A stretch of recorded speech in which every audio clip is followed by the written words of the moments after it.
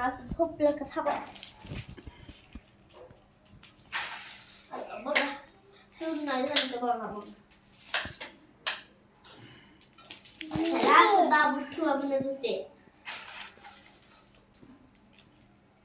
बघितलं बघितलं ना सुरूच काय होत नाही मग ठीक करत जावा झालं की बघ जाऊ दे बाई सगळ्यांना सांगून सांगून परीक्षा घरी इकडे बघ पिऊ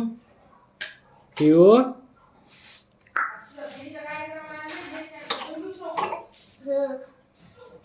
बघू कशी बोलते